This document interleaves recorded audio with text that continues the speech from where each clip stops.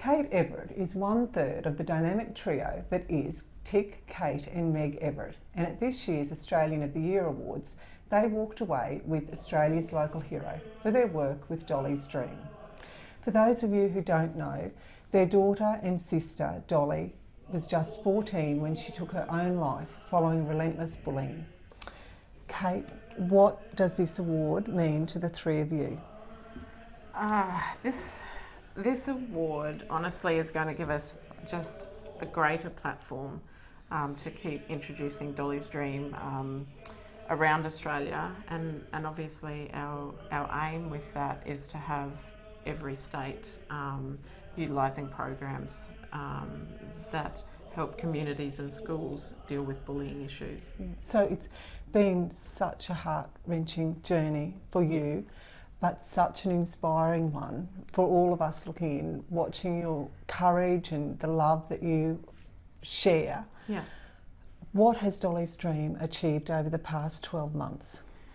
So out of, obviously it's just 12 months since we lost Dolly, and in the beginning we thought we'd raise a little bit of money, we would donate it to a worthy cause, and what happened over the first month was there was a national outcry with people identifying with our situation. Why do you think that was? I honestly don't know the answers to that. I guess whether it's to do with work, whether people have school-aged children and it's a little bit of a taboo topic where, you know, walk it off and that wouldn't happen and I'm paying good money. That is the wonderful thing about the three of you.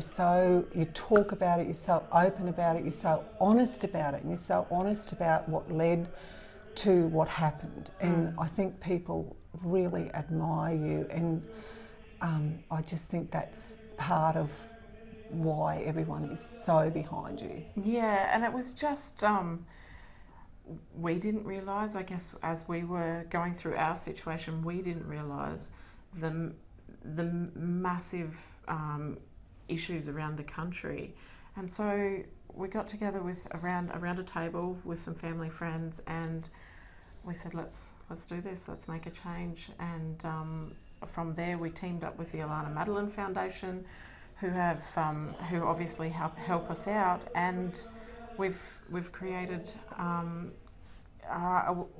website, a following through our Facebook. We've actually struck a deal with the Queensland Government to fund programs throughout 500 schools. So considering it is only just 12 months, that is a massive task, and we were super excited to be able to achieve that. We're negotiating with the Northern Territory Government as we speak, and honestly, this award will give us the platform to speak to some more states and see how we can help them out. So Kate, at the beginning when you sat down around that table with all your friends, did you ever think that you would be sitting down with the leaders of our country attempting to create such a huge cultural change in our communities? No, we didn't. Yeah. And we honestly, I guess we started out small and we thought, what if we changed someone's life in our community? And then as everything got momentum, we just kept going, and I guess that's where we started to get the interaction from the world and people saying, you've changed our lives, you've helped us, thank you for the resources. And we thought, gosh, we've got to keep going. There's still a need, and we have to keep going. And Kate, has that been you're helping so many other people and inspiring so many people? Has that been a part of your healing process, having something to focus on? I believe so. Yeah. It would have been so easy to go home, to stay quiet, to not make a fuss. But this gives you a reason to get out of bed in the mornings, doesn't absolutely, it does. And do you know what? Our daughter Meg, I just thought, you know what? If I don't teach her to fight, who's going to teach her to fight? So I guess we get out of bed and we try to make everybody else's life an improvement to show her that she's got a beautiful world to look forward to as an adult. Because, gosh, you have got a lot of love around you. Oh, my gosh. Oh, we do. We're very lucky. And, Kate, you live in the Northern Territory and live on a cattle property. And you know, I come from a cattle property, and unless you've lived in isolation, probably people in the cities don't understand how much we value our solitude and being on our own. But that's all changed for you. How have you coped with being thrust into the spotlight? Oh, honestly, look, there's days that it's so hard, and especially when you're having so many meetings, and then there might be, you know, some media, and it feels like there's nothing. Sometimes there's days where it feels like there's nothing left.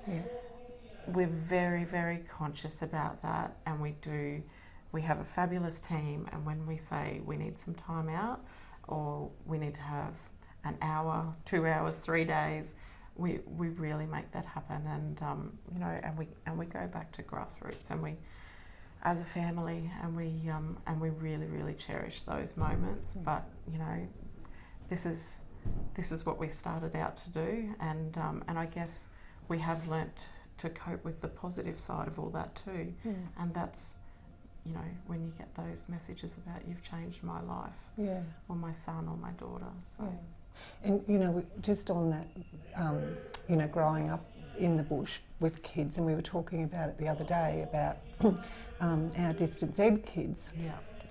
Struggle more probably when they go to school, don't they? Because they've never been exposed to bullying. And I think the great thing about living where we all live and how we grew up is if you do a sport, I think the equine industry is such an amazing industry. It doesn't really matter what sport you do. We all sort of have a common link and rally together. And I guess it does make it harder for our kids. You know, especially when there's the little cliques at school, and you know, we used to having families together with kids from babies to teenagers, and they all play together and we socialise together. So it is a whole new exposure for those for those distance ed kids, and we do have a great passion for dealing with distance ed schools as we go on, and hopefully we can help smooth that transition over. And Kate, I just want to ask, because from the outside looking in, your family seems to have grown stronger and stronger, whereas a lot of marriages and families fall apart under the pressure that you have been under. So tell me about how you found that strength. I think obviously being remote is one part of it. There's been so many, you know, tough situations, whether it's floods or droughts or fires, that as a partnership you learn to deal with, and you know, not every day is all roses. It's you know, there's plenty of tough days, but I guess in our environment we rely so much on each other, and you know, and we do. I have an incredible husband who we have days where he's the strong one, and he'll shield me from what I can't deal with, and there's days we do an interview and he can't speak, so I speak, and you know, I think that's been part of it, but also the fact that we both have a massive interest in this. It's not one or the other. You know, we sometimes have different ideas with our programs, but I think the fact that we both, at a core level, we both want to show our daughter, we both want to show other people who are going through a traumatic experience, you know, that there is life after trauma. And I'm so blessed that I do have a partner that is like that. And you know, sometimes it's fishing, sometimes it's counselling, and we just make it up as we go along. Chick's a pretty good communicator, isn't he? For a man, like men generally hold a lot inside, don't they? He's a fabulous communicator. I'm probably the non-communicator. Oh, really? Of the family, so I would not have thought that. he has an incredible way with words, and even in a quiet time, he'll be writing something amazing and you know pulling a presentation together, and he's really incredible with that kind of stuff.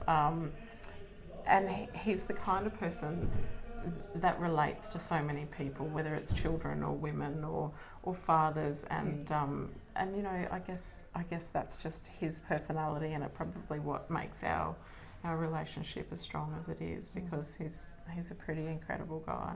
Yeah, I think the three of you are very incredible.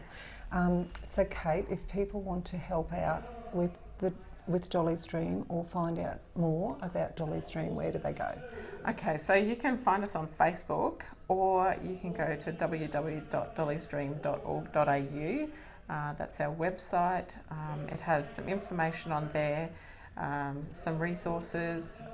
If you want to raise, do a fundraiser, there's a donate button, and it literally the website will walk you through. And if all else fails, send us a Facebook message, and our beautiful team will get onto you and help you out.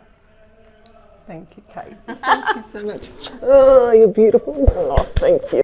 Thanks so much for watching our video. I hope you enjoyed it, and please try to remember to just click on the subscribe button so we can keep you updated with everything that's happening. Thank you.